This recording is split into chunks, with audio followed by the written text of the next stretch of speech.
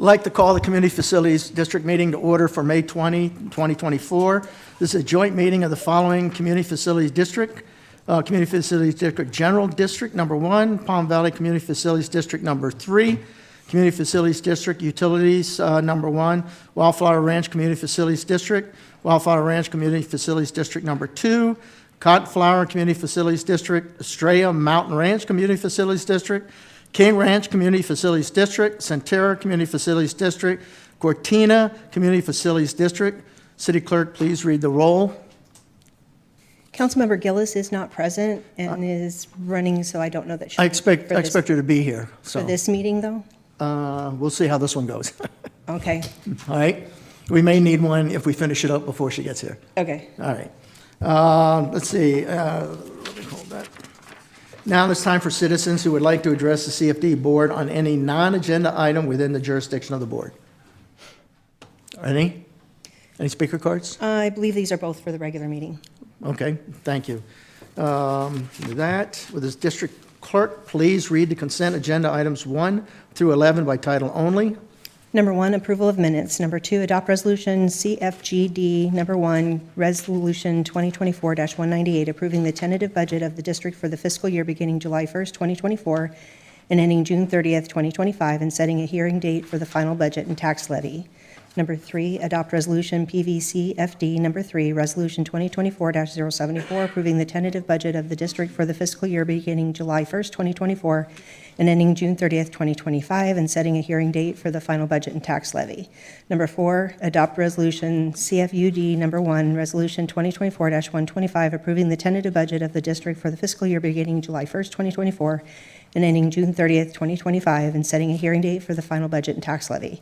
Number 5, adopt resolution WFR-CFD, resolution 2024-088, approving the tentative budget of the district for the fiscal year beginning July 1st, 2024, and ending June 30th, 2025, and setting a hearing date for the final budget and tax levy.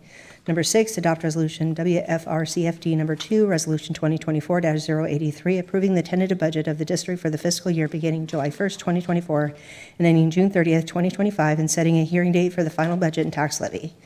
Number 7, adopt resolution Cottonflower CFD, resolution 2024-080, approving the tentative budget of the district for the fiscal year beginning July 1st, 2024, and ending June 30th, 2025, setting a hearing date for the final budget and tax levy.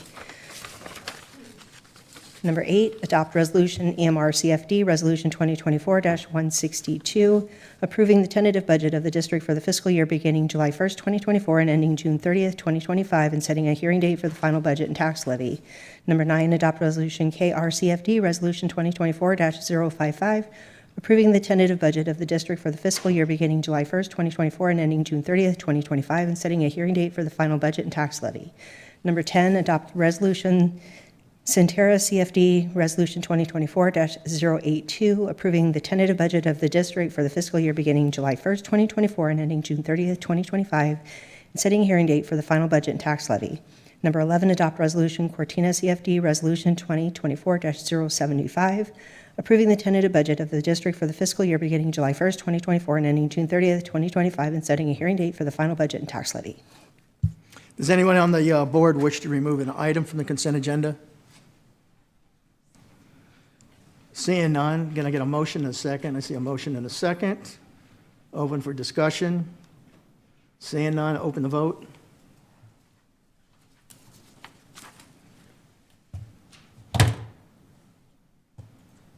Passes 6-0. Now, can I get a motion to excuse chairman, or not chairman, what board member Gillis from this meeting? Going to get a motion and a second? So moved. Second. Got a motion and a second? We're actually entering it into the system right now. Okay. Go ahead and vote.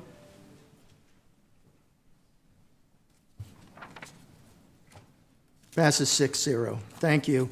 Let's see, we've got another meeting right after this. Let's see, next meeting will be June 10th, 2024. No further business discussed. This meeting is adjourned. We'll move right into the city council meeting. Wait to the... Welcome to the Goodyear City Council meeting. We're excited to have you be a part of this important public process. Tonight, you will have the opportunity to address City Council on both non-agenda and agenda items. You must fill out a speaker request card in order to address the City Council. The agendas and speaker request cards are located in the back of the council chambers. Please drop your completed card in the tray next to the blank speaker cards. If the meeting has already begun, please hand it to the city employee at the back of the room. You may check the "I do not wish to speak" option on the card. This allows you to let council know your opinion without having to speak. In accordance with the Americans with Disabilities Act, please contact a staff member if you need any assistance. Public comment on a non-agenda item will take place during the citizen comment portion of the evening. These are items that don't appear on tonight's formal agenda. The city clerk will call your name when it's time for you to speak. At that time, please approach the podium and tell us your name for the record. You'll have a maximum of 3 minutes. The timer is on the screens visible from the podium. Note that you may also choose not to speak if other speakers before you have said what you wanted to say. Shouting, cheering, and loud noises will not be tolerated, and violators may be removed for disrupting the meeting. Goodyear City Council meetings stream live on Facebook, YouTube, X, and online at goodyearaz.gov. Follow the city's social media pages so you don't miss out on all that's happening in Goodyear. Thank you for coming to this meeting and being an active part of your city. And remember, it's a great time to be in Goodyear. I'd like to call the regular meeting to order, May 20, 2024. Mark everybody present. I see we're all here. Please join Councilmember Campbell in the Pledge of Allegiance and invocation. Pledge allegiance to the flag of the United States of America and to the republic for which it stands, one nation, under God, indivisible, with liberty and justice for all.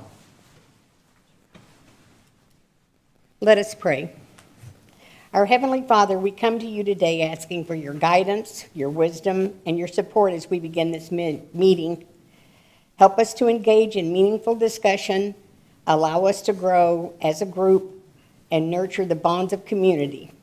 We thank you, Lord, for our many, many blessings, and we ask that you form a hedge of protection against our police and fire and military as they serve this city throughout every day. Bless them and their families and keep them safe. We ask these things in thy name. Amen. Thank you, Councilmember Campbell. The first item on the agenda is the appointments and reappointments to boards, commissions, and committees. Can I get a motion and a second to approve the appointments and reappointments? I see a motion and a second up on the board. Do we have any speaker cards? No, Mayor. Thank you. Go ahead and open the voting, if you would, please.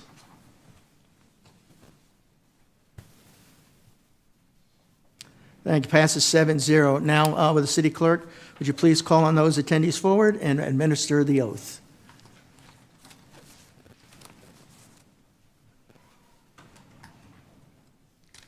So please come forward if I call your name. Jerry Drake. I think Carol Palmer is going to come next time. Marlon Booth. Kent Hedges. Teresa Kuleth.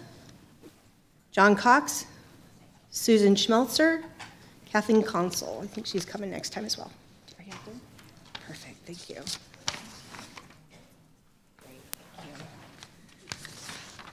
All right. I have to get close. So raise your right hand, repeat after me. I state your name. Do solemnly affirm that I will support the Constitution of the United States and the Constitution and laws of the state of Arizona. That I will bear true faith and allegiance to the same and defend them against all enemies, foreign and domestic. And that I will faithfully and impartially discharge the duties of Commissioner according to the best of my ability. So I do affirm. Congratulations. Thank you very much.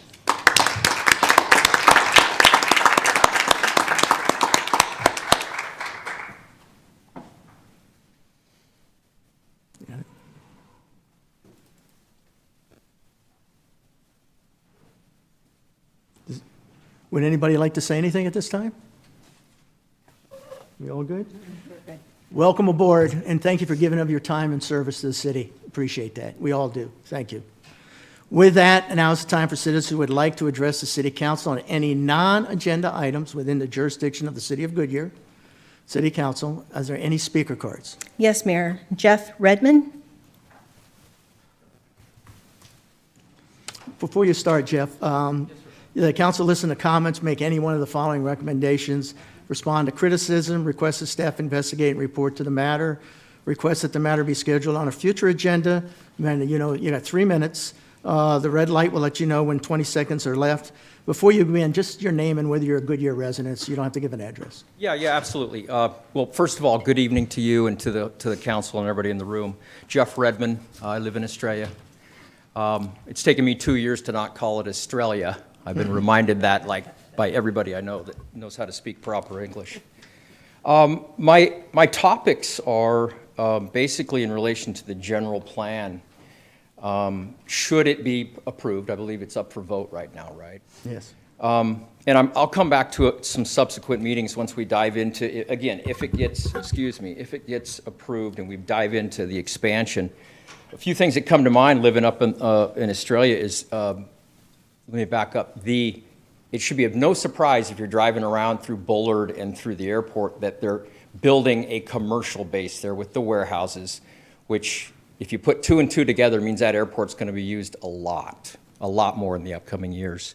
I'd ask that there always be a consideration of the flight patterns and the height of those flight patterns. I'm already seeing some flight patterns come over where I live that aren't customary, big planes flying pretty low. So if that volume continues, I just ask that there be some deep dive into the flight patterns on where they come in from and how low they can come in from, because that could really get obsessive.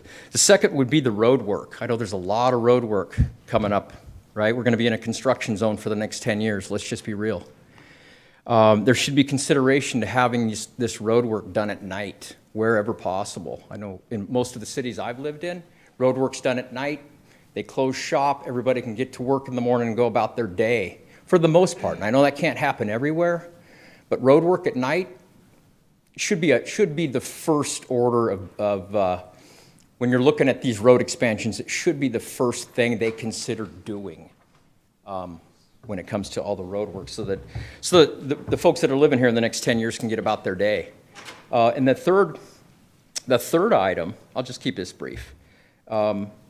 As the plots of land go into the proposed land use world, right? I've already seen some signs come up. I'd ask that there be an expansion of the communication of the proposed land use to the adjacent communities. And what I mean by that, if they're going to build a warehouse or a plaza or something new adjacent to communities, it shouldn't be just the people that live 500 feet away that get the notification. It should be those adjacent communities. About a year ago, I was part of a situation where there was a storage unit going to be approved. I'm in clear visual sight of this storage unit, so are about 5,000 to 6,000 other people, right? But because we weren't 500 feet away, we didn't get the notification. And it just, through hap chance and through Facebook posts, I even found out about the situation, found out about the proposed land use. So I'll come to a planning and zoning meeting and present this to them, but I would appreciate consideration for expanded communication to the adjacent communities where anything goes up. It'd be, for me to live 505 feet away and not be notified of something coming up in my backyard or in my community, I don't think is right. So if that makes sense, I hope it does. I'll bring it up with planning and zoning because I believe they're the ones that make that determination. Am I correct? Well, eventually in it comes to us for an ordinance change. But It no, does. I appreciate everything that you're getting, and I'm assuming the city manager has got some of those suggestions down. Yeah. And they've got your name and address, correct? So, Actually, the card only has the name. I don't have I'll contact fill it in with some information. more Okay. detail. I appreciate your time. no, thank you. Thank you right. for coming up. Thank you. Anything else? Yes, sir. William Miller? Hello, William. Hello. For the record, are you a resident of the city of Goodyear? Yes, I am. Okay, have at it, William. Well, it's good to see you all again. I'm sorry I've been away for a while. I've been playing lots of sports and stuff, but I want to thank you for all of your hard work. There's no complaints today, but I want to thank you because I've seen you guys made some changes. There's a traffic light up in Estrella Parkway, and my grandma feels a lot safer. She's very happy, and now I'm happy that she's safer now. So I want to thank you for all your hard work. I appreciate it. Thank you all for your time. Well, thank you, William, and I appreciate that light as well, because I'm in that area a lot, and sure makes it a lot easier crossing that street with that light. I know which light you're talking about. Okay, thank you. Thank you, Will. Anything else? No, that's it, Mayor. Okay. Will the city clerk please read the consent agenda items 2 through 11 by title only? Number 2, approval of minutes. Number 3, approval of a new Series 12 restaurant liquor license for Spitz Mediterranean Street Food located at 2015 North Globe Drive, Suite 114. Number 4, adopt resolution number 2024-2405, authorizing the submission of 3 applications for state shared revenue grant program, requesting education, public safety, and cultural and environmental development and protection and funds from the Tohono O'odham Nation, authorizing the city manager to execute all documents relating to said applications, and authorizing the city manager to execute a grant agreement if grant funds are awarded, and authorizing the city manager to approve the required budget transfer if grant funds are awarded. Number 5, approve and authorize the mayor to execute the temporary access easement for construction, maintenance, and operation of storm drain outlet. Number 6, approve the memorandum of understanding with Arizona Department of Administration 911 program for geospatial support services for Next Generation 911. Number 7, adopt the Goodyear Library Master Plan. Number 8, authorize the budget amendment of $4,500,000 and contract for the expenditure of construction funds up to $10,883,703 for capital improvement program CIP project number 42027, Estrella Parkway, Pebble Creek Parkway, and I-10 interchange. Number 9, adopt the fiscal year 2025 financial policies. Number 10, adopt resolution number 2024-2380, designating the chief fiscal officer for officially submitting the fiscal year 2025 expenditure limitation report to the Arizona Auditor General. Number 11, adopt ordinance number 2024-1608, amending Article 8-7, business registration permits, providing for corrections, providing for severability, providing for penalties, and an effective date. Thank you. Does anybody want to pull an item from the agenda? Yeah. Okay. Yes. Mayor, I'd like to pull item 8 for a presentation. You want a presentation on 8? Okay. Vice Mayor? To pull item 11 for discussion. 11 for discussion will be pulled for a separate vote. Yes? I second that. 11, okay. And Councilmember Campbell? I was doing the same. All right, so then if we would, can I get a motion and a second for 2, consent 2, 3, 4, 5, 6, 7, 9, 10. We're going to do that separately. Yeah, 11's pulled. That's pulled. Can I get that motion and a second for those? I got a motion and a second. Okay, with that, can you go ahead and open the voting?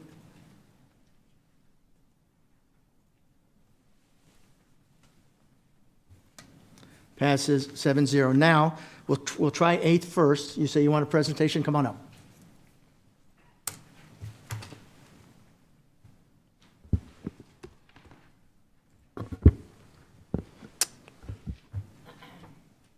Good evening, Mayor and Council. Steve Cinto, City Engineer. I also have with me tonight Logan Hopp, our Senior Project Manager for our CIP project to improve Estrella Parkway, Pebble Creek under the I-10 interchange. So just some quick background on the project or the scope of the project. If you look at the graphic, all the area in red are where we're improving. So essentially, we're taking it from what it is today to 3 lanes in each direction under the freeway, and we're adding a dual left in both directions to enter I-10, and we're adding a dedicated right turn in both directions also. So just a quick update on the project. The schedule, should council move forward with the request tonight, we would start construction next month in June of '24, and the completion date is planned December 25. The current budget for the project is $7.9 million. The request tonight is to add an additional $4.5 million for a total project budget of $12.4 million. And essentially what's transpired is we went out to bid for the construction of the project, and we had 2 bids. The low bidder came back at $10.8 million, and the additional project costs for design, permitting, and whatnot are about $1.6 million, so that totals that $12.4 million of the project. There's been no changes to the scope of the project. What I described earlier is how it started, and that's what we plan to move forward with. The primary impact to the budget is due to escalation in cost of construction, which we're seeing across the board on these types of projects. There is a secondary impact, not quite as impactful as the escalation in construction cost, but in order to keep the project on schedule, work around the traffic moratoriums and the construction restrictions, the contract will need to do some night work and some increased traffic control, both which do impact the project budget to some degree, but it strikes a good balance between being able to keep part of the interchange open so that way we can move traffic north and south while we're doing the construction, and also meeting the timeliness of the construction schedule, because we know this project, the sooner we get it done, the sooner everybody benefits from it.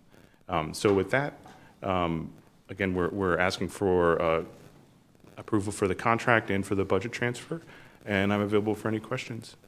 Okay, thank you. We're going to open up for discussion. I got Councilmember Campbell has number 1. I've got a couple of questions, Steve. You said there were 2 bids. What was the other bid? The other bid was about 300,000 more, so I think it was 11.1 or 11.2 million. And did you know why it was only 300,000 more? Was it the cost of the I don't have the specific details, but they were very close considering. Okay, and have we done business with this company before? With the low bidder, yes, we have. Okay, and my next question is that whenever you're doing the construction, are you going to at any time close the turn lanes going onto the I-10? So you're not shutting us down, because if we don't go there, we have to go to Litchfield. Mayor, Councilmember Campbell, the plan is we would only close any of that for the overnight work, whenever there's an overnight work scheduled. For the rest of the time, the plan would be to keep at least one side of the interchange open, and that would include the on and off movements for the entire interchange. Okay, thank you very much. Councilmember Hampton? Yeah, I just want to verify, this is the project where we're going to extend it to 3 lanes underneath the freeway? We're going to Yes. move the wall out and an extra lane on both ends there? Correct. Which will make it a full capacity, which it's supposed to be now, kind of bottlenecks right there, so.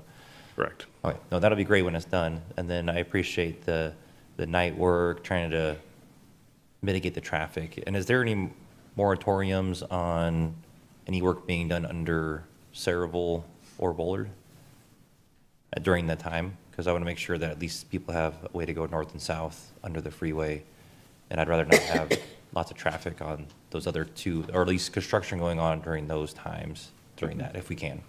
That's a great question, and I'm not aware of any moratorium specifically for those areas, but we will coordinate with Development Services and other capital projects to ensure that there is north-south routes that we can move volume on while it's under construction. Because I can see that being very, very frustrating for residents, because it feels like recently it's been every road you go down, there's some kind of bottleneck. So if we can try to limit or not have any traffic, any construction going on at that point under the freeways, during, at least those two closest to Estrella would be great. So just to try to limit those headaches for drivers, and to Councilwoman Campbell's point, just making sure anybody driving has to get to work in the morning can still get to work in Phoenix or out in Buckeye, or whichever direction they're going. So as easy as possible. So just notifications and things like that. So no, this is definitely needed, and I appreciate you bringing it to us, and we were expecting this, so thank you. Councilmember Stipp? Thank you, Mayor. Steve, this is not quite, but almost a 50% increase in the cost of the project. Can you talk about what the other valley cities are experiencing with the increase in construction costs that brings the shock of this project to a little bit less of a degree for those of us that have been following it? Mayor, Councilmember Stipp, yes, I'm aware of at least several other agencies that are regularly seeing 35 to 45% increases in construction costs over the last couple of years. As a matter of fact, ADOT puts out some information on their website, and they're seeing about 55% increase over the since 2021, basically, in all of their construction costs. This is not apples to apples exactly with ADOT, but it's similar in the sense as it's roadway improvements near an interchange. So this is happening in our experience across the board in the valley. So I don't want to answer my own question, but I'm going to. City of Scottsdale, for example, most of their CIP projects have seen almost a 50 to 60% increase in their capital costs. So they have had to completely and significantly redefine what they're able to do. They had bond projects that were dramatically affected by this. So the construction increase is, I'm going to say it's not shocking in that regard. I think what I'm concerned about it twofold. Number one is, how is this going to affect the CIP that we are going to vote on tonight? And have we taken these kinds of experience now locally? Have we taken that into consideration in this CIP project list going forward? That perhaps when we got into this pinch a number of years ago, that we were underbidding. The scope was right. Our cost estimates were way off. We made some adjustments. We got back on track. I think we thought we all were there, and then we've now experienced this. So I think going forward with those future CIP projects, it's really going to be incumbent upon both engineering and the budget staff, and I'm looking at Ryan sitting over your shoulder, to make sure that we've got these numbers right. So that question will come up again, Ryan, so now you got a little heads up. The other part of that is kind of procedurally, this was on the consent agenda, and you don't make the agenda, so this isn't necessarily a comment directed at you, but when we have an increase of almost 50% on a project, I don't think we should just be hand-waving this on a consent. We probably need to shed some transparency on it, which is the reason that I asked that this project be pulled, just so that we can inform the public of what is happening, and that because if you just read this report, you're like, well, they just hand-waved $4.5 million. It's not a big deal. It is a big deal. And I think we all know it, and we want this project done so badly.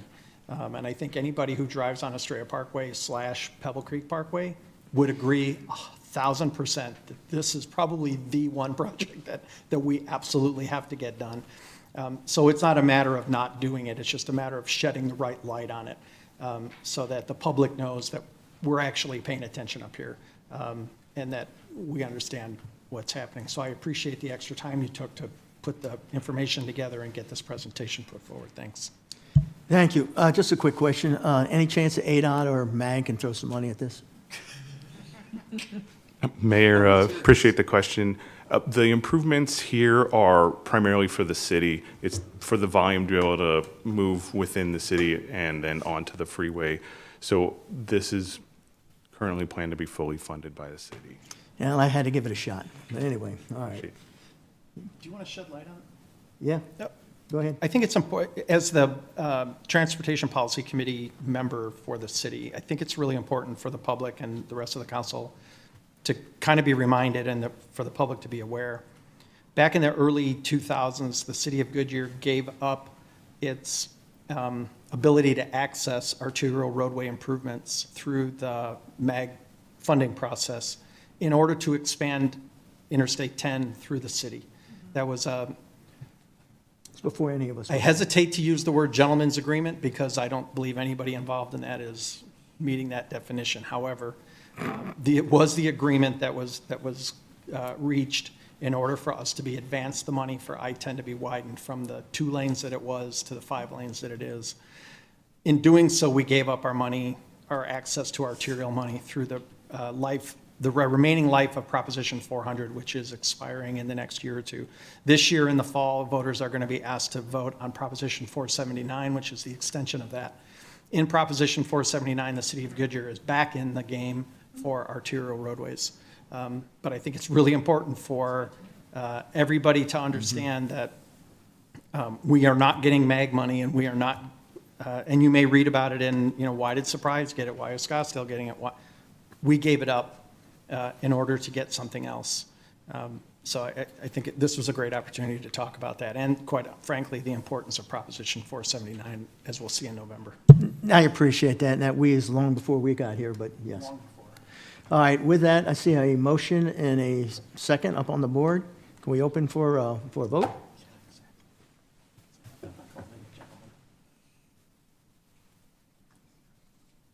Passes 7-0. Thank you. Now, let's see, for number 11, adopt ordinance number, do I have to go through with the motion in a second, or for 11 all over, right?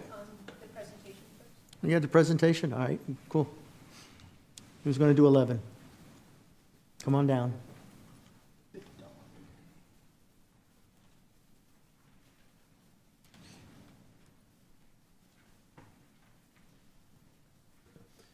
Good evening, Rick Massey, City Attorney. This is the item that we discussed at last week's work session and was previously presented to the council. It's the amendment to Article 8.7 of the City Code, converting our business registration program to a business license program. As we discussed at the work session last week, we added additional exemptions dealing with home-based businesses and casual sales, to address some of those concerns that have been raised by council the previous time this item was presented to council. And based upon the feedback we received at last week's work session, we are presenting this item this evening, but I can certainly answer any further questions council may have regarding the program. Okay, before we get started, motion, right? Going to get a motion to adopt ordinance 2024-1608, amending Article 8-7, business registration permits, providing for corrections, providing for severability, providing for penalties, and effective date. With that, I see a motion and a second, and the first one up is Vice Mayor. Thank you, Mayor. We did have a very robust discussion on this last week, and I fully support the business licensing. I understand why we're doing. I think it's a necessary thing that we're doing. One of the aspects of it is there is now an enforcement arm that hadn't been before with business registration. And part of what you've had to be, your challenge to do is to define what a casual business is, to differentiate it from another somebody who's fully in business. And the sum of $5,000 a year has been designated as one of the things that define it. That has concerned me because then it implies that maybe a resident would have to provide some financial information, or there would be some level of enforcement. Again, now that the new ordinance does have an enforcement arm with penalties and things like that. And so my inquiry, and we had a discussion today, is it possible to define what a casual business is without actually putting a dollar amount in? Mayor, members of council, the answer to that is yes. I think we're trying to provide some definition to these casual sales events that are larger in scale than what we're interpreting these small sales events. Another way to do it that we've seen with other cities, and it's contained in our definition, is just how many sales events days do they have. We have two. If you want to choose a different number, that if you're engaging in business in the city of Goodyear more than 5 days, 10 days, 7 days, to fall under that casual sales exception, that's another way to do it. We have the two in there plus the 5,000 to make that determination on whether you're a casual business or not. If you wanted to view it just as how many days you're engaged in business in the city, perfectly acceptable way of altering that definition.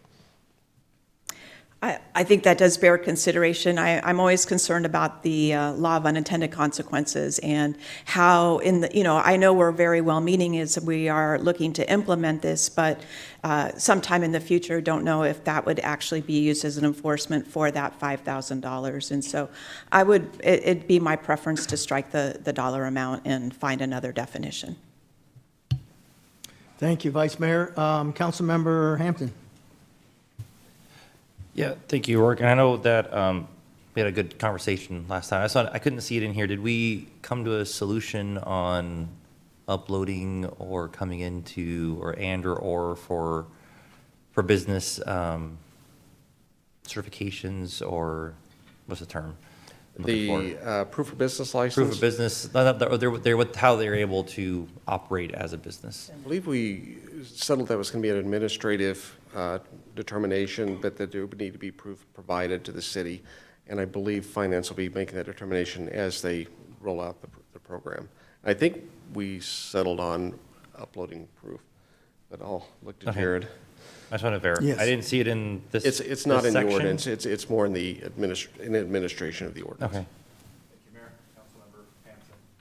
So with the language that we have in there, that they have to have proof of a license, rather than saying specifically that they have to bring it in or provide it online, that'll allow us to use whatever the most efficient method is. So if they have a license that we can find online, we will use that method. And if for some reason they have to either give us a copy or bring a copy in, then that's what we would have to rely on. But we will use online methods to the extent possible. Okay. And then, does that also give the solution for military spouses we were talking about that they got licensed in New York and now they're in Arizona, and the state of Arizona allows them to use their New York license for business here in Arizona? So I just want to make sure that's covered for traveling, specifically for military spouses. The ordinance doesn't specify that it has to be an Arizona business license, or so. Okay. In my view, it'd be acceptable if they're licensed to conduct business. We can still look it up. So I was taking that into account. I know that was a good question as well. And then I think that was the two things I had questions. Just I couldn't see it in the ordinance specifically, so I just want to make sure that those two were addressed. And then, yeah, I'm okay with Councilmember Kano's, or Vice Mayor Kano's suggestion as well. So, thank you. Councilmember Campbell. Thank you. Rourke, was this done to get a handle on the group homes and the sober living homes in our city? Is this what predicated us doing this business license? Mr. Mayor, or Mayor, members of council, it was identified that we didn't have a business license as we were looking at the sober living home issue, and that a number of our neighbors were regulating the sober living homes in some way to the level that cities are able to regulate sober living homes through their business license or their home-based business programs. So we did not have that tool in our toolbox. And so this was identified as a way to, as well as regulating business throughout the city, could also touch that industry. Well, I'm sorry I was not at the meeting Monday, and I would have said what I'm going to say now, but I had surgery and was not able to be here. I don't feel that this is going to take care of our problem, and I think we're going to have to take another look at it. I met last week with one of the officers who does the homes, and was told once again, it's from 2019, they've had this issue.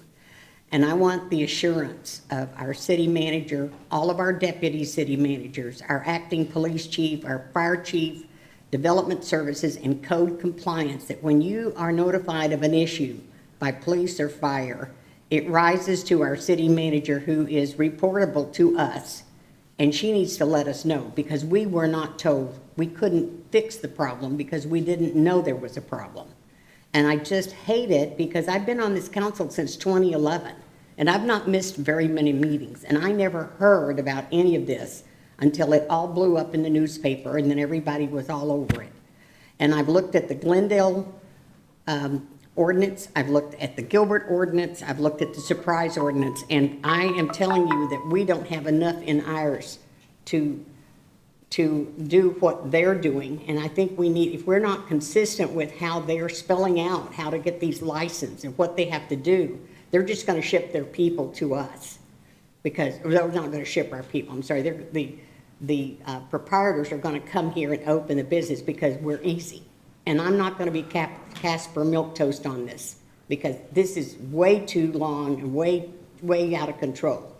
But we need to really think this out, and I don't know how we can put in the ordinance. I don't know if we have to have a separate ordinance for group homes or for the sober living homes, because there are good sober living homes, and there are good group homes that do operate in the law. And then there's the ones that aren't, that are in there only for the money. But if they're going to expel a resident, I don't want them dumping that resident in the streets of Goodyear as a homeless person. They've got to provide some place for that resident to go. And I'm just not sure we do enough in here. And I'm just reserving the right that we're gonna have another conversation on this, because this is not gonna do it, although it's a start. But we really can't let any of the homes that are required to have a state license to come in here without the license.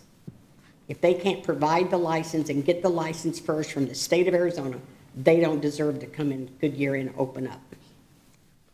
Mr. Mayor, members of council, this is not a sober living home ordinance. It's an ordinance of general applicability. There are components that will touch upon these sober living homes, but one of the issues you identified that whether they're unlicensed, under our ordinance, you will need to have a valid license for the business that you're intending to conduct in order to receive a Goodyear license. If you're operating without that underlying license, we can revoke our license or take further enforcement action. Can you remove them from the city? Do we have the power to do that? We can prosecute them under the ordinance for operating without a City of Goodyear business license, with each day being a new and separate offense. Penalty. And what's Yes. the penalty, 1,000 a day? The second and subsequent offense are up to 1,000 a day. Okay, thank you. Councilmember Stipp?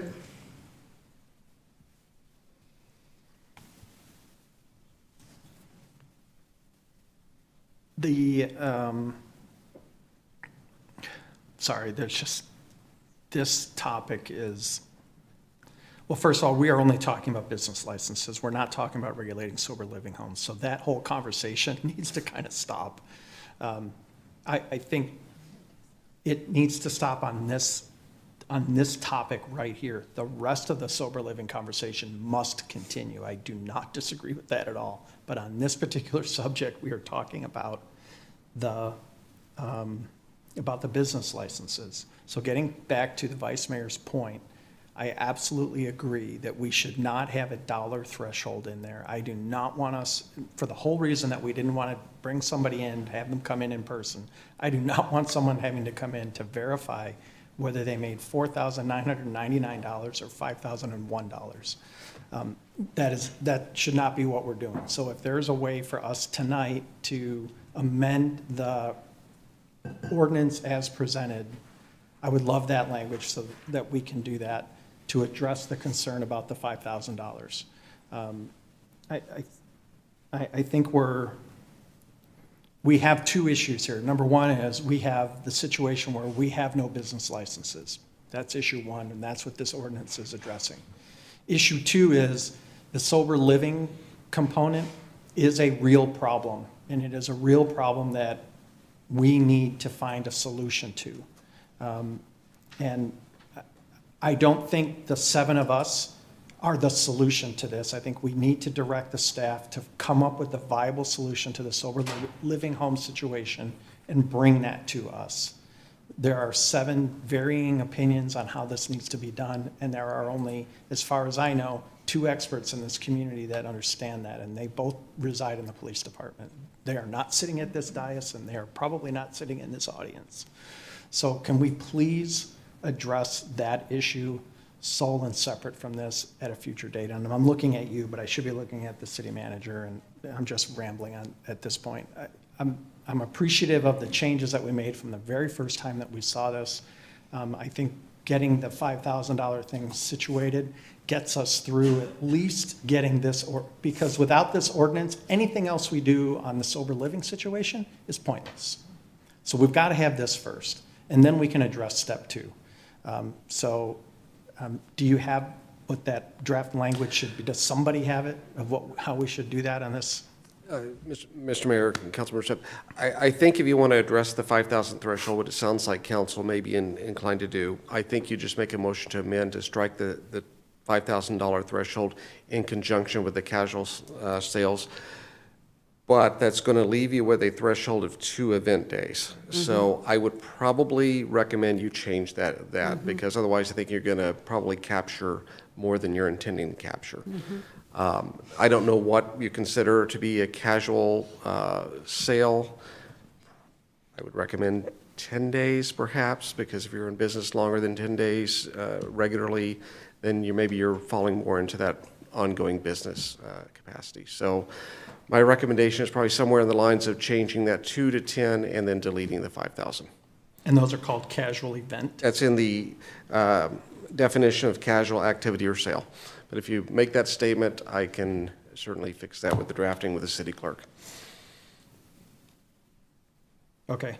And now that I don't see it up, we do have a motion and a second on this, correct? Well, yes, but we can amend that once we still get some more comments coming. No, I understand. I'm just trying to get our ducks in a row before we get. And I think he's got something good there, Councilmember Stipp. I think if everybody can agree with 10, say that be the number, and how he just recommended it, we can probably move forward with it. I'm going to suggest 14, to be quite frank. Just to keep the math simple, but How does 14 make the math simple? just, it's 2 weeks. Yeah. It's not, Don't help him out there. it's not 5 business days times 2, it's Okay. 14 days. Okay. But in any event, I think we have to remember where we're headed with that, and any discussion about what the cause and what the next step is needs to happen with the next step, and we need to get this one done. And I got a feeling, but wait till we hear from everybody else that your 14 is probably going to work. But Councilmember Loretano? Guess what? I agree with Councilmember Stipp on a lot of this. I think that's right on point. I think the Vice Mayor brought up that this was first one of my concerns, is $5,000, having that in the ordinance. Right now, that may seem like 1 or 2 transactions, but if it doesn't come back and get amended every year, you may be gone in 10 years, we're going to be gone in 10 years. I would hate to see this ordinance and then all of a sudden we start catching people who don't have business licenses who we weren't intended. I don't really know what a casual event is. I would be more happier with 14 because there are so many people that are working from home, are doing stuff on the internet, are doing different types of, kind of the gig economy, that it does kind of lead me to that's a concern. We got bloggers, they make money, but they may not work 14 days. I guess I'm not really sure how casual event. I would be happier with 14 days. I think that is a better way to capture that. The purposes here is to make sure our businesses are basically, we're just changing the registrations to a license so people Correct. know. We've had a registration for how many years? Gosh, it's been, It's been a while. 18, 19 years, I believe. And many of these businesses should have registered regardless under Correct. the current They registration. should currently have a registration. So I don't have a problem with the license itself, and I think Councilmember Stipp brings up a very good distinction with regard to this ordinance. This is a general, as you said, a general business license. I have several business licenses where we conduct business in other states, and or other cities, and we conduct them regularly there. So I don't have a problem with the actual license portion. The 5,000, if we can work towards that with that gig and those people, that would be great. What Is there any criminal penalties? If someone continues to violate, what are the criminal penalties? There's options to prosecute as a Class 1 misdemeanor, which... And so the people know, what is that? That's, the maximum penalty, $2,500 fine plus surcharges, which are 80 or 90% on top of that at this point, up to 3 years probation and 6 months in jail for repeated offenders. That's the maximum that can be imposed for a Class 1 misdemeanor. So if someone's a bad actor and they're continuously doing this, they could end up getting criminal charges. That's correct. And I guess one thing we were looking at with the sober living homes is many of those are not the good ones that have the state license. I think we're concerned really about those bad actors that are, as Councilmember Campbell said, popped up everywhere, kind of, from 2019, and they just kind of, it's like whack-a-mole. They go from one city to another city to another city. So I want to make sure we have, for those bad actors, we have a means to, because 250, when those people, there was one next to our office, and they were raking in hundreds of $1,000s a month. So $250 for them is going to be cost of doing business. Correct. And again, it's an ordinance of general applicability for all classes of business. Certainly, we have built-in tools for the folks that won't become compliant with the business license requirements. And just generally, just for the sober living homes or anybody else, because it's applicable, if I basically say, I'm just not going to get a license, or I want to be a bad actor and do something that's not legal, let's say I don't have my state license for something, I want to do something illegal, I'm probably not going to come in and turn in to get a license anyway.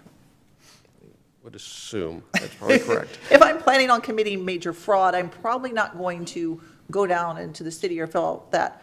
But that does get it, that if we know that this bad actor hasn't done this, just so that people know, and I'll make sure I'm explaining that right, if this bad actor operates a business and they have basically said, because they know what they're doing is wrong, so they're not going to go do it, that gives our city code and our officers another tool to shut down whatever that bad actor is doing. That's the intent, yes.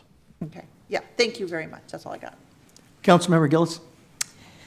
Okay, so first of all, I'm going to agree with Bill and Laura and Sherry on what you're talking about. I think it's a very good idea. Get it taken care of tonight. I get that. And then I'm going to say what I've been saying 5 times over and over and over at the last meeting, at this meeting, with anybody that'll listen. I'm sure people are getting sick of it. I'm going to say it again. The license was brought forward, Rory. You know this because I brought it forward, and it was mainly because of the sober living homes. It was a way to deal with the sober living homes and the bad actors and the fraudulent behavior going on in our city that we were worried about. Correct? That's what we talked about in the beginning. The idea was developed in those conversations. Yes, exactly. So in answer to Wally's question, that is what was brought forward. Okay, as far as police and fire, it is not 2 people on the police force. It is Ashley on the fire department. And Paul, I don't know what her last name is. What is her last name? Ashley. Sorry. But I want to give credit where credit's due because they've been working on this for 5 years. Good evening, Mayor and Council. It's Ashley Troyer. Troyer? T-R-O-Y-E-R. Yes. Yeah, Ashley Troyer from the fire department and Scott Daniels from the police department have been working on this for 5 years, which was why I say, and one of the questions I think we need to let Wally know because she's not aware, is that, they've been trying to let us know, and we should have them at these meetings, and we have not had them at a few of these meetings, which is what I asked at the last meeting. Why are they not here? They're the ones that are really up on what's going on more than we are. We're kind of hearing everything third and fourth, whatever. So I'm in agreement with Wally that we need to talk further about this, and we need to have Ashley and Scott here so they can add to the conversations. Why we're trying to take all this information from them, I do not understand. And I see where Wally is wondering what's going on because of that. And so because we're just kind of piecing it together. Because there is a panel that does work on this, and Laura sits on it, and I sit on it. And I've been working with Scott at great lengths about this since I've been working with the homeless and drug situation here in Goodyear. And my big deal was I did not want these people from the bad actors, as you say, sober living homes ending up on the streets as far as homeless. That's what we were worried about. So that's why all this took place. That's why we brought the license to everybody's attention. And Ashley and Scott, one from fire, one from police, again, are the ones that have been doing this. So I agree with Wally. I think we need to talk about this further. I said it at the last meeting, but Wally wasn't there. And I think that we need to bring them in and talk about it and quit trying to second guess everything. And let's just really put it out there on what we're really talking about here. Because this is an important conversation. I realize everybody wants to just table it and kick the can down the road, but this is an important conversation for our community, since there is fraudulent behavior going on out there. All right, I'll figure out here, just a couple of things I want to add. I think part of the issue is not just us. I think the state's going to get involved, because if they get our license and they're abusing the people in there, you got to have laws to be addressing that, okay? So I think, you're going to have to look partially at changing some of the laws, some of the penalties, some of the state agencies that are overseeing this, and what they can do for those people that are abusing the people in there. Because what if they come in and they're regularly abusing the people that got fraud? That's where the Attorney General, I know, has been prosecuting some of these, because she shared that with us at one of the meetings we had down at the league, is what do you do with them, okay? Because there's nothing to say that once they have the license, what's our authority, right? So, I agree, it's going to have to be further, but I also think the state is going to have to step up to the plate as well on some of this. Now, with that, Bill, how do we do this? We've already got a motion on the table. Bill will go ahead and add one to supplement that? Just offer an amendment. What's that? Yeah. Okay, so go ahead. I would like to, if we can, change the motion to strike the $5,000 limit and increase the casual event activity from 2 days to 14 days. Second. Okay, can we get a second? Second. So the second person seconded, agreed with that. Okay, So that is the motion that's on the floor. we got a motion and a second. Can you open up for vote?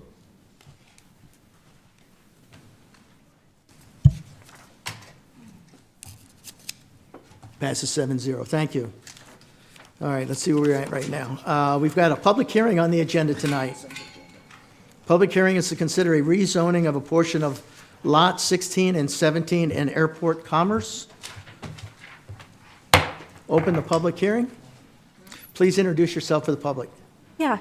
Good evening, Mayor and Council. I'm Ann Dolmage, Principal Planner, and this is a request from Joseph Osborne for a rezone of a property in the city of Goodyear. And the property in question is located in central Goodyear, near the intersection of Bullard Avenue and El Sol. It's currently vacant and undeveloped, and it's approximately 5.6 acres in size. Major thoroughfares include MC 85 to the north, and future State Route 30 will be about 0.6 miles to the south. And here we have a zoomed-in view of the site. The current zoning, which we'll learn a little bit more about in a minute here, is planned area development. It's in the Airport Commerce Center, PAD, with underlying I-1 or light industrial zoning. And there's a number of industrial uses on adjacent parcels. We have the Phoenix Goodyear Airport to the north, Utz Foods also to the north. A new Lux Locker RV storage facility has entitlements to develop to the east. The Microsoft Data Center is to the southeast. And Estrella Commerce Park, which is a different PAD, is to the west. And just a little bit of history on the current zoning of the site and of the Commerce Center. The Airport Commerce Center PAD was originally approved in 1985, and it contained 430 acres with a mixture of industrial and commercial uses. In 2018, about 279 acres in the middle of the pad were rezoned to I-1, light industrial, with a PAD overlay to make room for a Microsoft data center. And you can see that, let's see. Okay, I'm sorry, the figure on the left did not appear as it was supposed to, but you can see it in the figure on the right. The purple area on the right side of the figure is the new I-1 with PAD overlay area for Microsoft Data Center. The property we're considering a rezone for tonight is the property with a star on it.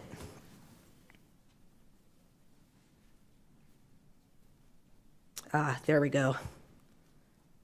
And you can see the Microsoft site and the figure on the left now, that large purple area in the middle. It did split the Airport Commerce Center PAD into two pieces. A piece on the west, which is where the subject site is located, and then there's a piece up at the northeast corner. Today's request will rezone the subject property to I-2 with a PAD overlay. Two things to note here. The general plan designation is industrial, which is appropriate for both I-1 and I-2 zoning. Also, Lux Locker, the yellow parcel to the direct east of the site, has entitlements to, Lux Locker still maintains their Airport Commerce Center PAD zoning, and that site does allow general industrial uses, I-2 uses. So this rezone will not be creating an island of I-2 zoning. This rezone will facilitate the development of a truck parking and logistics facility on the subject property. That use is allowed under I-2 zoning. The overlay will allow most other I-2 uses as well on the site, but will restrict some uses that may cause severe impacts to the neighborhood in terms of noise, fumes, odor, traffic. Additionally, it'll establish modified setbacks for the site. The front setback, instead of 50 feet, will be 25 feet. Side setbacks, instead of 30 feet, will be 20 feet. And the I-2 rear setback of 50 feet will be maintained.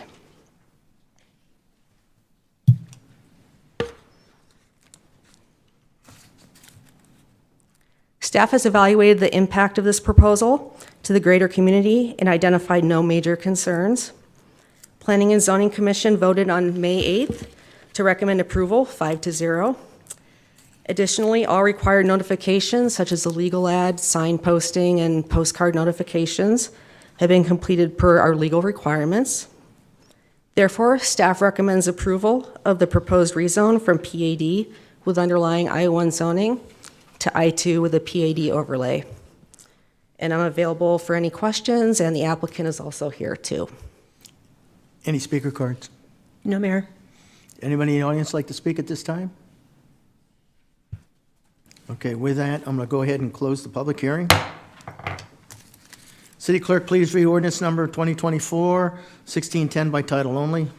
Adopt ordinance number 2024-1610, conditionally rezoning approximately 5.6 acres of property located east of the southeast corner of El Sol and Bullard Avenue from planned area development pad with underlying light industrial I-1 zoning to general industrial park I-2 with the pad overlay, amending the zoning map of the city of Goodyear, providing for non-abridgment, providing for corrections, providing for severability, providing for an effective date, providing for penalties, directing the city clerk to record a copy of this ordinance. Thank you. City Council, please enter a motion and a second to approve the ordinance 2024-1610. I see a motion and I see a second. Open for discussion. It looks like Councilmember Stipp's up first. Thank you for the presentation. I appreciated the frame of reference to what was around it, which I think is illustrative of this probably being the best location for this type of use, probably anywhere in the city.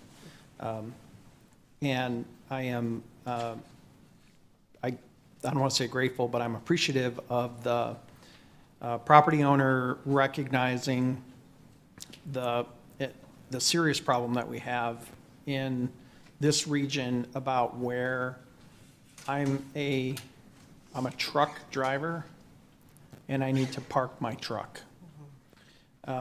We have two types of parking. One is I'm going to park it and I'm going to go home and see my family. And the other is I have reached my time limit and I need to park it so I can sleep and then I can continue on my way. Both of those are equally important, and I know that there is a regional effort to try to solve the I've reached my time, I need a place to park. For anybody who has driven along Camelback east of El Mirage Road, which is in a county island, that has turned into a gigantic truck parking area. Trucks parked on both sides of the road. It doesn't feel right, it doesn't look right, it doesn't even though there's no direct quote-unquote neighbors to that area, as a community, that doesn't feel good. And I would hate for our residential roadways and some of our other areas, and I think we've seen it in a vacant retail spot that is now under construction. We saw it for the last year and a half, that turned into a giant truck parking area. Not designated for it, not the right place for it, not... and we cannot penalize the trucking industry nor the truck driver for needing a place to stop and rest. And I think this provides that as an opportunity for them to go designated place. It's safe for them, it's safe for the community. So there's a lot of wins behind this, this whole process for us. And we get to participate in some of the solution regionally to what's going to happen. So I think this is actually a really good project for us, particularly in that area. You made the comment that the Planning and Zoning Commission voted 5-0.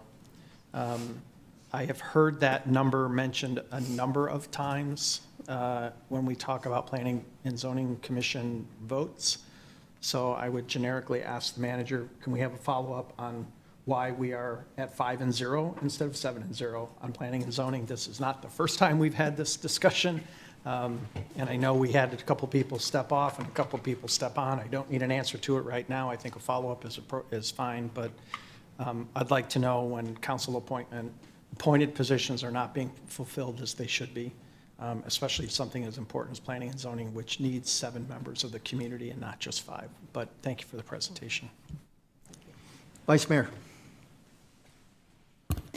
Well, after reading the council action report and watching the planning and zoning, it wasn't clear to me what the intended use of this property was. Was it a company going to park their own trucks, or essentially a business where there was a facility for hire?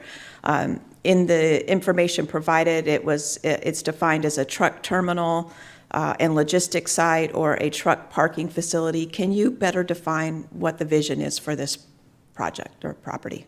Yes, Mayor and Vice Mayor Kano. I will let the applicant speak more to that. From what they've told me, it is a trucking facility for a specific company, D&D Trucking Facility for their own trucks. And I'll let them come speak more about the operations of the site. Okay. Would you like to? Yeah. Hi, my name is Arpan Taylor. I'm an engineer and project manager for this project. Owners couldn't be here, so I'm representing them. I did speak with the owner, since Ann asked me the same questions on the way here. So I did speak with the owner group, and they say that they're planning to have their D&D Trucking, their own trucks parked there at this point. So that's what they told me. Okay. So I said I'll relay to the council. Okay. I think that helps to clarify what the function is, so Yes. I appreciate that information. Yes, they are a growing company, and they operate throughout the country with their trucks. Okay. So as they grew, they bought the land, and that's what they intend to do. So is there any intent to make this into a truck stop? There was another question I asked them, and they mentioned that they would, that the driver would park, and they're not intending to sleep there in the truck. That's what I was told. Okay. So that's the intention at this point. Okay, So but it's their company trucks? it's their That's company the plan. trucks. That's what they're planning on. Okay. Thank you. Okay. Councilmember Hampton? Yeah, no, thank you for that clarification. You said they do intend to sleep there? No, They don't They do not. Okay. Yeah, that's And what it they is told one me. company, so it's not a regional stop, anybody can go there. No, it's only not. the one No, it's company. not like a junction stop type Yeah. of thing. You know, where Okay. they are planning to operate their own company Yeah. trucks, and they're planning people to park and then go. So they're not planning to have someone sleep there and. So no one's sleeping there, Hang so there out there. shouldn't be any running diesel trucks all night long necessarily there, because they're not sleeping there. Yeah, they are not planning to stay there overnight. That's what I was told. Okay. So. Okay. I guess that's why I was curious. I didn't see any stipulations on that. I didn't know if the planning department could talk about that, but. Okay. So okay, so no, I don't think there's a stipulation for it. So there's no running diesels, or how many you think can fit there? I didn't count all the slots. I think there is I don't remember exactly, but I think we have 69, right? Okay, we have 69 parking. 69, okay. Okay, I was just curious. I think the neighbor to, if I'm right, if I'm thinking this area is right, is there still a church right next to there? And I know there's some other uses right there too, right? Yes, Mayor and Councilmember Hampton. There is a church to the direct west in that little industrial park. And they'll be responsible, if the question's about parking, they'll have to do their own parking on their site, and the truck facility will have their own parking on their own site as well. Okay, yeah, just Yeah. curiosity questions. Yeah. I'm just curious how good, a good fit it would be right there. I mean, I think it Yeah. should be a good fit. I'm just curious what a Sunday would feel like, or if a bunch of trucks are running all night long, and what that would Yeah. look like, 69 trucks running. But it sounds like they're not gonna be running, Yeah. sitting there running all night and all exactly, day, yeah. They're- so They're not gonna be running, I mean. they're just getting parked there. Exactly. It's for And parking. then, okay, that was my question about the neighborhood.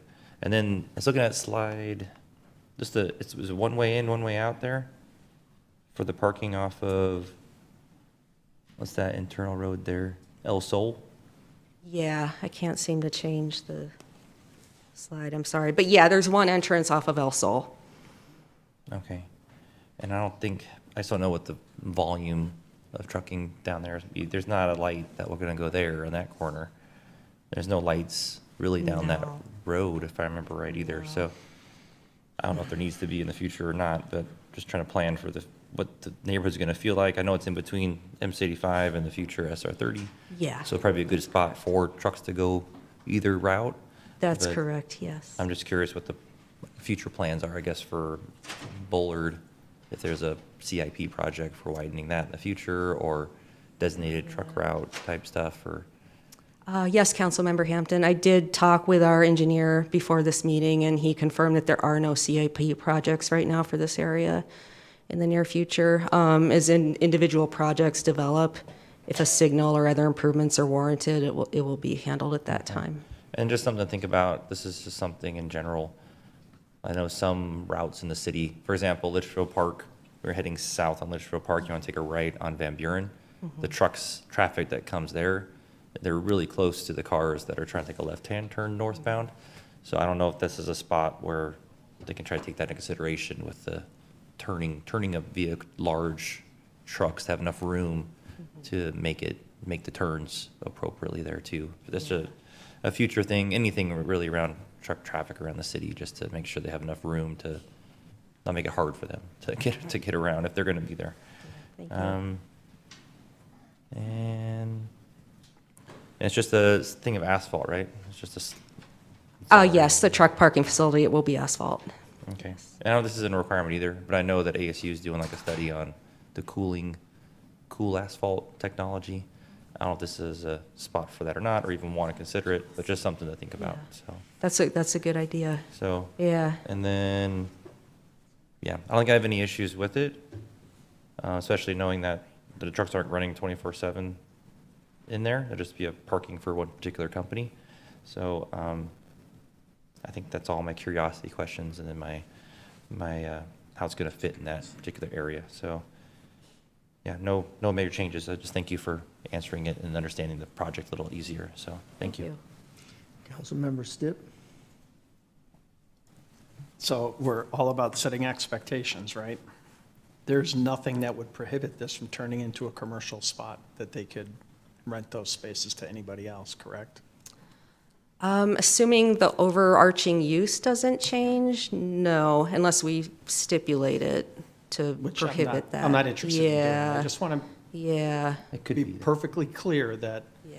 they intend to use it for their folks, but 6 months from now, 6 days from now, or 6 years from now, they go, this is a great commercial opportunity, we're gonna open this up to our partner group or and we're gonna let them park their truck. There's nothing that prohibits that, No. which is okay. I mean, it is a truck parking place with 69 parking spots. I mean, so let's not get carried away in the idea that this is only gonna be for this one company, always forever. It is in the middle of an industrial area. Whether those trucks run, parked there idle, they've got their generator running, and there's a, I don't even want to say another company name, but if there's a Bill's Trucking Company semi-parked there, then, and they've allowed me to do it, they're going to charge me $100 to park there for the night, then I'm going to run my truck. And that's okay. But I just don't want to frame this as, well, this is only this one company and it'll never get used for anything else. I mean, we have to we have to, as the mayor has said, 100 times before, we're in the forever business, and this could be forever a truck parking area, and that's okay. The whole area is designed for it. This is an industrial area, going to be between the railroad and SR 30. It is highly industrial. And like I said, if we're going to have a facility like this, I cannot think of a better place to do it than this particular area. Vice Mayor? I appreciate that clarification, Councilmember Stipp. I think that was important to note. So then I guess my question for you, is there anything in stipulations that would prevent this from becoming a truck stop? Mayor and Vice Mayor Kano, not at this time. Something could be added. Because I did have a conversation with you and Katie Wilkins today and discovered we really don't have a definition of what a truck stop is. And so I think without some type of stipulation, I would be opposed to this. Thank you, Mayor, Vice Mayor. I'm confident that it wouldn't be allowed to become a truck stop because we don't permit truck stops. The zoning ordinance is silent. We don't have a definition for them, but we do have a definition for service stations and gas stations, which doesn't include those truck stop facilities. When they come in for their permits, we will get copies of their floor plans. We'll be able to see everything that's taking place inside the building. If it gives you more comfort, there could be a stipulation added, though. So you're saying in this case, if we make this approval, but later they want to make a truck stop, they would have to come back to you to do that? Correct. Okay. As long as there are some checks and balances then. Okay, thank you. All right.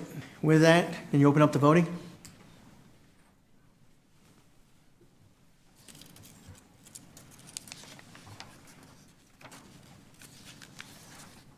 Passes 7-0. Thank you.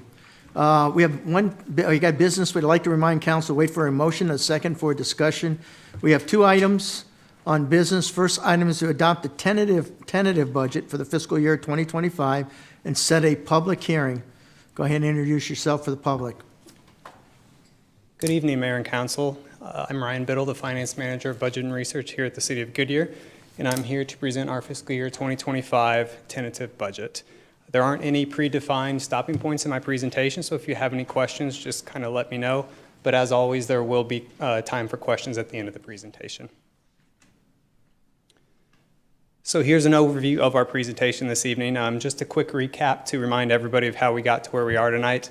The budget process officially kicked off back in calendar year 2023 with extensive collaboration between departments, the city manager's office, and the budget team discussing available resources and needs for the upcoming fiscal year.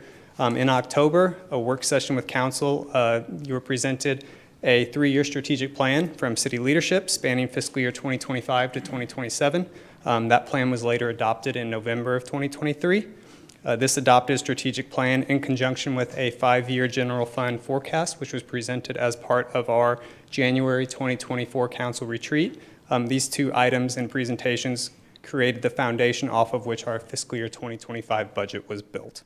In April, we met again at 2 separate work sessions where we had in-depth discussions on all aspects of the city manager's recommended budget. And all of those steps and hours of discussions lead us to where we're at tonight with our tentative budget presentation. The primary focus of which will be on any changes from the city manager's recommended budget last time we met to where we're at today. So let's get into those changes. If we look at the sources side of the budget, this is the where does the money come from, if you've heard me use that phrase in prior conversations. So that change in sources is around $247.6 million, and it is made up of 3 distinct changes, the first of which represents our carryovers. To be more specific, this figure includes both our CIP and non-CIP carryovers, which will be broken out in more detail on the subsequent slides. But for the benefit of the public, carryovers are routine adjustments that are made every single year as part of our tentative budget presentation, and they're related to one-time expenditures. Carryovers do not represent amounts or changes to amounts that council has already approved. All we're doing is changing the timing of when we expect these expenditures to occur between fiscal years. Later in August, the budget team actually goes back, reviews all these carryovers, and then trues them up appropriately to make sure they're hitting in the right place. The second item on our list relates to fund balance and adjustments. These relate to two specific CIP projects, the first of which we actually already talked about, and that was the Estrella widening project. So that's $4.5 million of the $6.8 million that you're seeing there. The other one related to Camelback Road. So we talked about in our work session that that project, we're going at it alone. Previously, we had potential of other cities to contribute, but now it's just us. So as we continue through the budget process, we get additional information, and we're able to narrow down the scope of that project and those actual costs. So that's just truing that up. And then the third item on the list here is a Maricopa County property tax correction. It's just a one-time change to our expected property tax collections, and this relates to Maricopa County being found to have incorrectly assessed a particular legal class of property in previous fiscal years. This is not unique just to Goodyear. It impacts all districts, schools, municipalities within Maricopa County. When we look at the expenditure side of things, that is coming in at about $818.1 million, which is a $332 million increase from our city manager's recommended budget. This is the where does the money go side of things, as I commonly refer to it in previous presentations. As was the case on the sources side of things, the majority of our changes relate to the same carryovers that we just talked about. So that's number one and number two on the list in front of you. Number three are base budget adjustments. These are one-time base budget adjustment dollars for vacation and sick payouts, event staffing, and comp time related to the fire department. Items number 4 through 7 are all related from the standpoint they all involve FTEs. So you'll see number 4 and number 5 are both an increase of 2 FTEs to what was presented in our city manager recommended budget, but then those are subsequently offset by the reduction in 2 FTEs, leaving a 0 change to our head count from what was presented at our city manager's recommended budget of 35.43 FTEs. That's the lowest number of FTEs we've added going back to 2019. So specifically, the courtroom specialist and the senior courtroom specialist positions, those are a $0 change to the budget because we already had money in it. It was just sitting on the one-time side of things. All we're doing now is moving it from the one-time side to the ongoing, so it's a $0 impact to the budget itself. The community relations officer and the police lieutenant position, those are being removed, and we plan on revisiting those positions next year when we have a permanent full-time police chief on staff with us. Number 8 relates to a land purchase. So there was a CIP project in fiscal year 25 for $13 million. We've gathered some additional information, and from that information, we believe the cost will be substantially less than that. So because of that, we've reduced that $13 million by $7 million, and that $7 million actually jumps into that bucket of contingency that's sitting there at number 9 on the list in front of you as well. So that whole contingency bucket of $73 million, that is also a change that is made every single year as part of the tentative budget, and that is us basically just increasing our contingency amounts for unallocated fund balances related to non-general fund funds. That gives us the expenditure authority to use that if we need to in fiscal year 25. If we look at some of our CIP carryovers in a little bit more detail, many of these projects should look familiar to you as we discussed a lot of these in our work session in April. Worth noting, several of these projects are strategic plan related items, including our Rainbow Valley Water Reclamation Facility expansion, our Goodyear Water Reclamation Facility expansion, and our Camelback Road project. As a point of clarification I make each year with council, I want to make sure we understand that for carryovers, just because we are shifting dollars between fiscal years, this does not impact the schedules or the day-to-day operations of the project managers themselves. This is purely a budgetary exercise and administrative in nature. If we look at our non-CIP carryovers, last year these were about $11 million. You can see they're substantially higher this year, but that's because this includes amounts that previously would have been included in our CIP carryover group, but because we changed the definition of what CIP is by increasing the threshold from $100,000 to $500,000, and excludes vehicles and reimbursements. Those now show in the non-CIP bucket. Were we to do an apples-to-apples comparison, our non-CIP carryovers would be coming in at about 9.5 million compared to 11 million, which is actually about a 10% decrease versus what we carried over last year. And if we were to look at the CIP, apples to apples, it would be about a 14% increase from what we carried over last year. If we were to look at our contingencies, I've highlighted in bold the tentative column for any contingencies that changed from the work session back in April. Our general fund policy reserve, this is finance policy driven, 15% of ongoing revenues get set aside because we did not touch revenues between our work session and our tentative budget. Those numbers have not changed. Our CIP reserve, as we talk about again in our work session, that money is needed for future 5 years of our 5-year CIP forecast, or 5-year CIP, 5-year funded, fully funded CIP. Let me get my words straight. And then on the contingency side of things, that 33 million, we talked about that previously in the presentation. That's plugging that fund balance for expenditure authority in future years.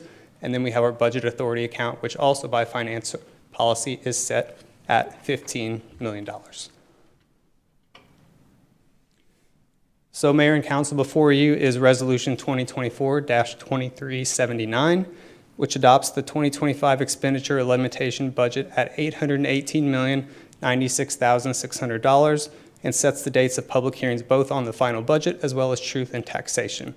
Tonight, you're being asked to adopt this resolution authorizing us to complete all the required publications. On June 10th, we'll have the public hearing and at a special meeting adopt the budget. And then a few weeks after that, on June 24th, we'll come back for the property levy adoption. Are there any questions? Any speaker cards? No, Mayor. Anybody in the audience like to speak? And just for the audience, tentative budget is the top threshold, cannot go above that. Correct. All right. All right, City Clerk, please read resolution number 2024-2379 by title only. Adopt resolution number 2024-2379, adopting the fiscal year 2024-2025 estimates of revenues and expenses for the City of Goodyear, including estimated property tax levy and property tax rates as the tentative budget for fiscal year beginning July 1st, 2024 and ending June 30th, 2025, setting forth the receipts and the amounts estimated as collectible for the previous fiscal year, the amount proposed to be raised by direct property taxation for the various purposes, giving notice of the time for hearing taxpayers for adoption of budget, and setting the tax levies. Council, please enter a motion and a second to approve the resolution 2024-2379. I see a motion and a second. Open for discussion. First up, Councilmember Hampton. Yeah, just really making a point to the public who are watching that we've been going through this process for quite a while now. So we've been looking through and questioning and asking, making sure we got this dialed into. So yeah, I mean, I appreciate the changes that we talked about during the work sessions. So thank you for that. And then just having people understand the process, the transparency and the public process. So yeah, I'm good with it. So thank you. Councilmember Stipp. I hesitated at starting this with a, well, this is my last tentative budget, but, because, you know, the farewell tour continues. But it is. You know, we have spent a lot of time on this, probably the most amount of time we've spent in the last 3 or 4 years on this particular budget. So I'm grateful for your staff, yourself, everybody who's been involved. For taking this time. You know, we are in a situation, and I tend to always be the voice of negativity when it comes to the budget as we go through kind of bringing things forward. And I've heard a couple of us say privately as we're walking out in the parking lot, you know, we're doing this to ourselves, or we're creating this situation going forward, and we have to be cognizant, I think, of that moving as we do this and other future budgets.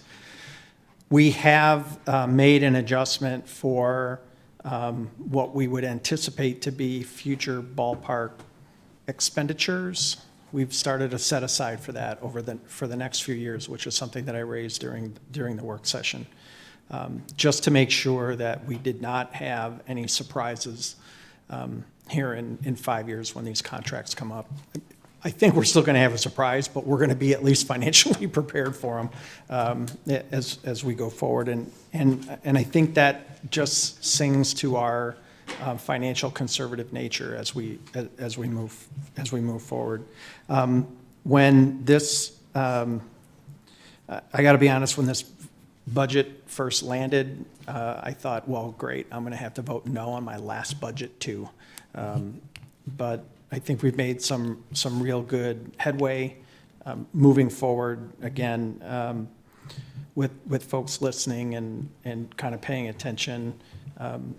I hope that my comments over the years, and particularly this year, have just given everyone pause to move forward and how we're moving this city forward without kind of breaking the bank.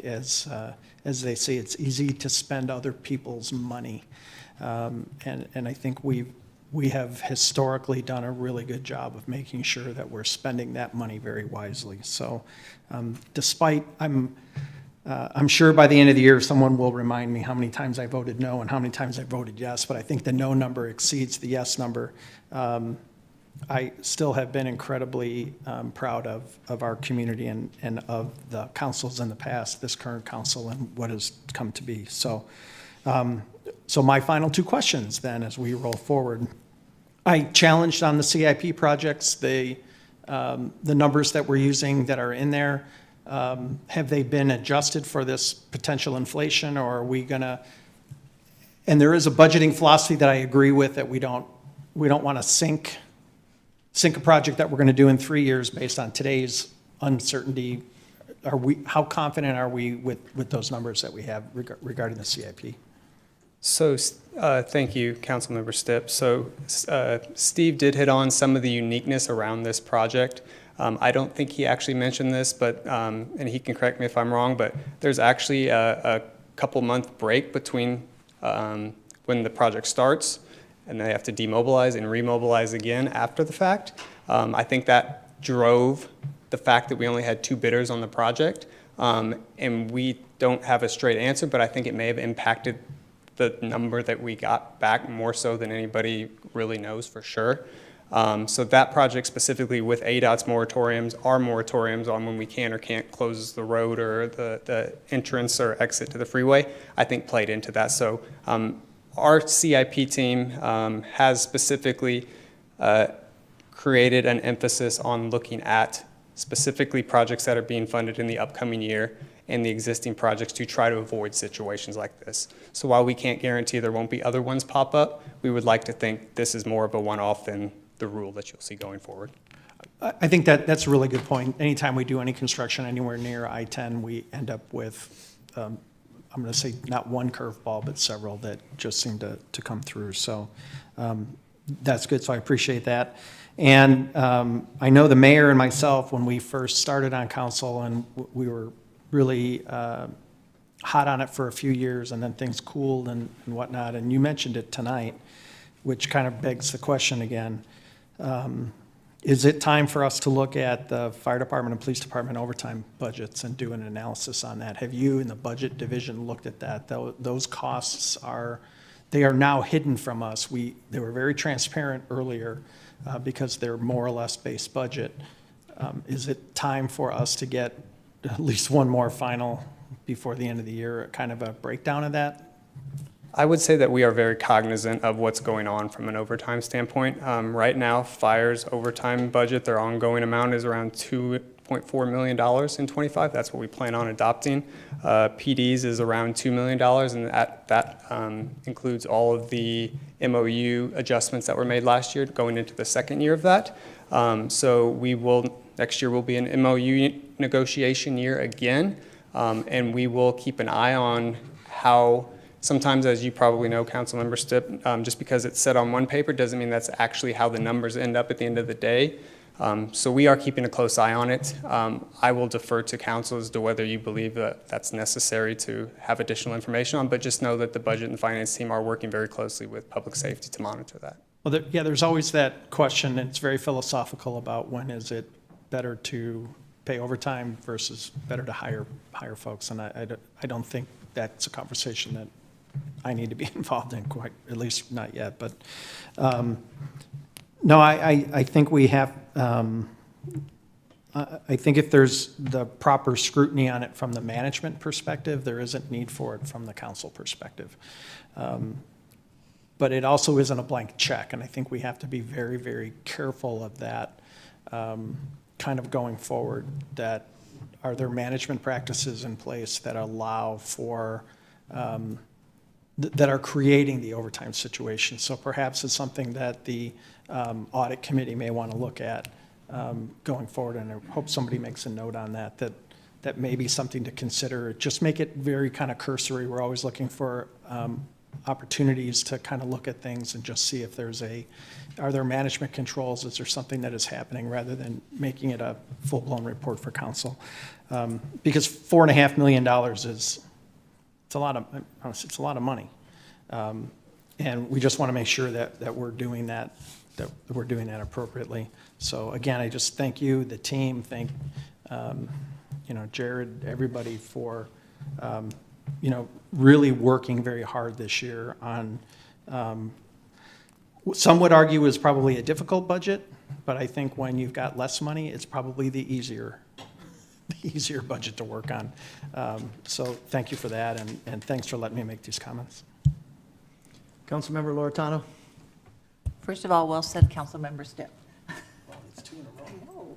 No, don't say anything else because I might go bad.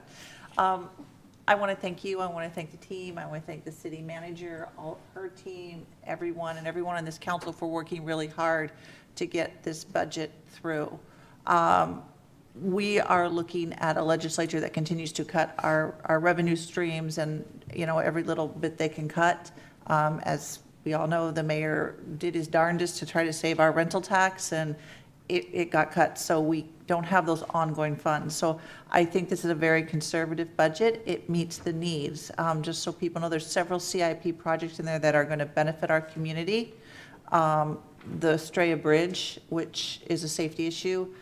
We talked about it earlier, the Pebble Creek, Estrella under I-10. Again, that is just a horrific road to drive on, and I'm glad that it takes time to fix it, but we will get that fixed. We're working with the traffic light to try to get those synchronized and continue to work on that. It's not it's never going to be perfect, but I think there's really the funding here is to do that. We're working with public safety to be on the cutting edge to protect our citizens with the police department and with the fire department, and to protect our firefighters.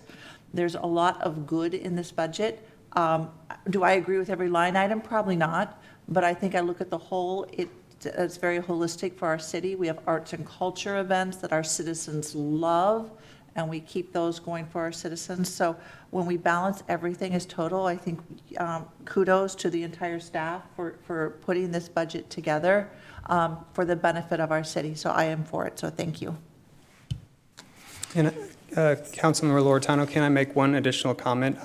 It just spurred in my memory. I wanted to mention that we have a supplemental for license plate reader cameras. I forgot it in my presentation, but I want to make sure it's mentioned. That was being funded by general fund money. And per conversations, we're going to utilize RICO funding to purchase the one-time portion of that.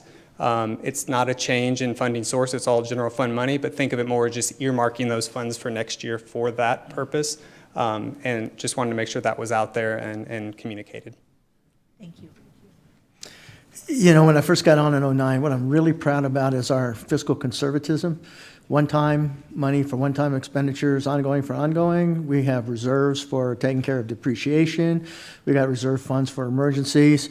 But again, just to piggyback on what Councilmember Loretano said, we get challenged every year at our state legislature, and the rental tax is about $5 million to us right now. Could grow to maybe 15 in several years ahead, as more apartments get built, unfortunately for some. And as a result of that, we've had some major challenges next fiscal year because unfortunately we had to use some one-time money to cover some of the very popular programs that we have right now that we're going to have to figure out how to move that over to ongoing. Wouldn't maybe have that issue if our legislature would leave us alone, but unfortunately that doesn't seem to happen. So I'm very proud of what you've done to put some of this together. And again, I think our fiscal conservative policies help us make it through. I know there are some cities that are having bigger challenges in this area as a result of the dollar amounts that they were hit. If I recall right, it was 74 cities that got hit with $234 million, which is a lot of money as opposed to our 5. So I appreciate all the work you got, but I know you got a bigger job ahead of you trying to get that back in line. So with that, we've had the discussion, we've had the first. Can you go ahead and open the voting, please? Passes 7-0. Thank you. You're back up again. Item authorized expenditure in the excess of $500,000 for fiscal year 2025. What do we got? Yeah, so I don't have an official presentation for this particular item, but per Resolution 08-0255, all expenditures and budgeted funds in excess of $500,000 must obtain council approval. So what is being asked of you tonight is to authorize all known routine, the key word here being routine, budgeted expenditures in excess of $500,000 for fiscal year 2025. Authorizing these expenditures now keeps the city from having to piecemeal these to council at various meetings throughout the year.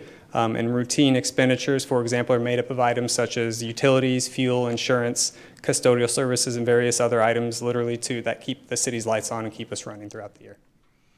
With that, let's see, can we get a motion and a second to authorize the 2025 listed expenditures of $500,000 or more?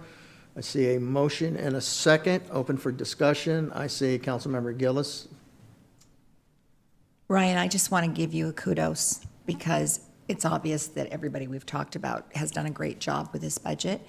But from the first day that I was elected and came in to talk to everybody from things that were going on in the very beginning with different things in the city, that budget, everything, you've done a great job. You've come on and replaced a couple of people, and you have picked up and you've taken off with it, and you have done a really, really good job, and I want to point you out.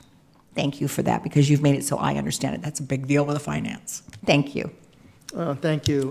With that, let's see, we've got no further discussion listed up there. Can we open it up for vote?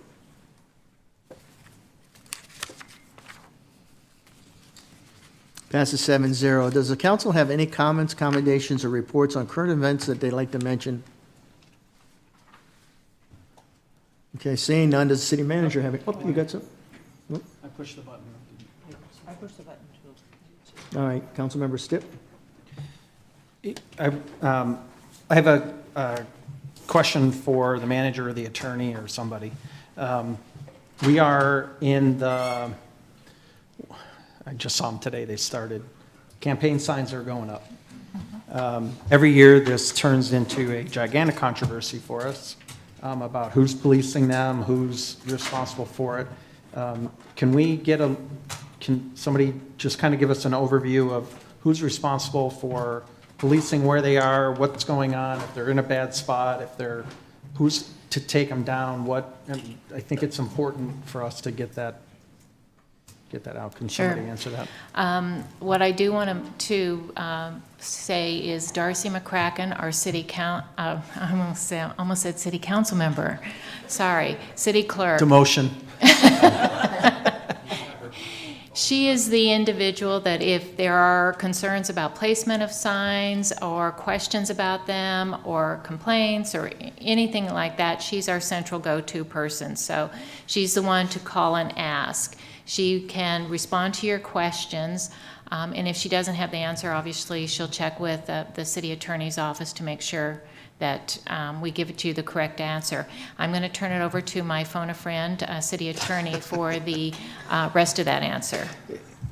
Just a reminder that the state statute prohibits the city from touching or removing signs. We get complaints about improperly located signs frequently. If they're located in the city right away, we cannot remove those signs.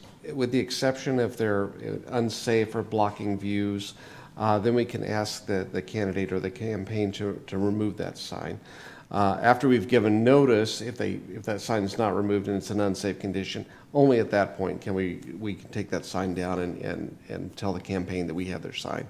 That is city property. It doesn't apply to property for other governmental agencies in their right-of-way or their governmentally owned properties. That's their responsibility for regulating that property. We only regulate the city right-of-ways and city-owned properties.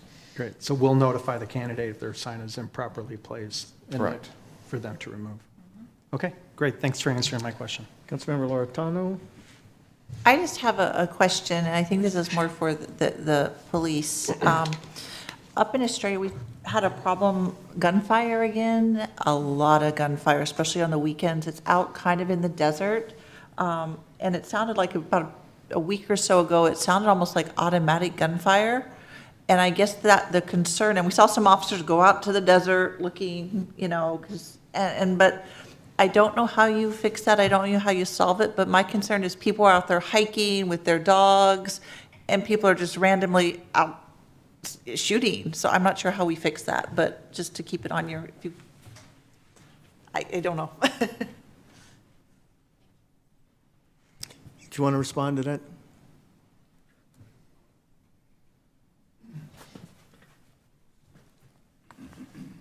So it is illegal to be shooting out there, and so we'll respond to those as those calls come in. It's difficult to be proactive in the river bottom or those areas with the vehicles, but I will make a note to our officers, and we'll try to get some more visibility down in there. Yeah, it's usually like Saturday and Sunday mornings, like at 6, 7 a.m. You can hear them out there. Oh. Okay. So I just don't want somebody walking with their dog down there and Absolutely. get in the wrong place. So thank you. Councilmember Gillis? Okay, so getting back to the signs, because we had a conversation today, so I'm glad somebody else brought it up, because it's become a problem again starting already. So we are going to deal with it. So we give how much notice to people as far as Rorick with the signs, how much notice, and then when do we follow up instead of just kicking the can down the road? The state statute states that if a sign's placed in city right-of-way in an unsafe condition or blocking the view, if it's an immediate hazard, we can take action and immediately remove the sign, notify the campaign that we have their sign. If it's just in a unsafe condition, then we have to at least give 24 hours notice. We typically give a little bit more than that to make sure that the campaign or the candidate has a reasonable amount of time to relocate their signs if it's creating a hazard. And then we are going to take them down. After we make reasonable Yes. opportunities for the What is candidate. reasonable? That's what I'm asking. At least 24 hours. We typically give more time than that on city-owned right-of-way if it truly creates a hazard. Okay, and so anything that has to do with ADOT, which we were discussing today, if it has to do with ADOT, then we let them know, or how does that work? Can we help? Because I feel sorry for the candidates having to deal with this, because there are some candidates that seem to think they can just go above and beyond, and they should not be allowed to do that. What's good for one should be good for another. So how do we deal with that? ADOT controls their property. I believe the intent is that we will pass along concerns to ADOT. Certainly, a citizen or other person who has concerns can contact ADOT Can directly. contact them, and what if ADOT does not do anything about it? Because we have A- candidates sitting here today, ADOT controls their property. so there's nothing we can do about that. We do not control ADOT As property. the city, we can't help in any way. We can let ADOT know. We can let them know. We cannot. And that has to do with Darcy's office? She will pass the message along to ADOT. Okay, that's what I want to know. All right, did you hear that? Yeah. All right, thank you. Vice Mayor? Okay, about signs. I know that we implemented a prohibition in our GSQ district area, but if they're placed there and they're not deemed as hazardous or unsafe, do we have any recourse to enforce our own policy? We have a adopted resolution designating a sign-free area. Yes, we will control that area. So we can enforce that because we've adopted that. We will take actions to enforce our ordinance. I'm going to Okay. probably call a timeout on signs at this point. If we want to have further conversations, let's put it on an agenda. Okay. Thank you. Gotcha. Anything else? City Manager? I do have a few things, so I beg your pardon here. I do want to acknowledge Human Resources wins the Industrial Commission of Arizona Chairman's Award on May 13th. The Industrial Commission of Arizona hosted their annual ICA Recognition Day to honor private and public sector employers who excel in safety and well-being. The Chairman's Award is a huge recognition for our team, and it is the highest recognition bestowed by ICA. It is concerning, it's a support of other municipalities and private employers with a focus on enhancing workplace safety. So I do want to say congratulations to our teams in Parks and Recreation, Public Works, and Water Services who continue to advance our status through their commitment to creating safer work environments. So thank you very much. I also want to recognize Water Services Director Barbara Chappell, who was honored with the Water Environment Federation 2024 Hatfield Award for her leadership, integrity, vision, and encouragement of her large operations team to be involved and passionate about their careers. And I'm not done, Mayor and Council, because the Water Services Wastewater Collection Division was also recognized in the AZ Water Right. Safety Award for its exceptional safety and wellness. So thank you to them. And last but not least, our Fleet Division continues to knock it out of the park, again for the fourth year in a row as one of the top 50 leading fleets out of America's 38,000 government fleet programs. For a second year in a row, we were also listed in the top 20 fleets nationally. The award program recognizes operations that are performing at a high level, particularly in fleet leadership, competitiveness, efficiency, planning, and overcoming challenges. So congratulations to all of you. Thank you. Next meeting will be June 3rd, 2024. With that, a vote may be held to call an executive session for the following. Pursuant to ARS 38-431.03A3, 4, and 7, discussion and consultation for legal advice with the city attorneys for discussion or consultation with the attorney of the public body in order to consider its position and instruct its attorney regarding the public body's position regarding contracts that are the subject of negotiation, and for discussions or consultation with designated representatives of the public body in order to consider its position and instruct the representatives regarding negotiations for the purpose, sale, or lease of real property involving the former city hall. I would like a motion and a second to go in executive session. I see a motion and a second. Can we open it up for a vote?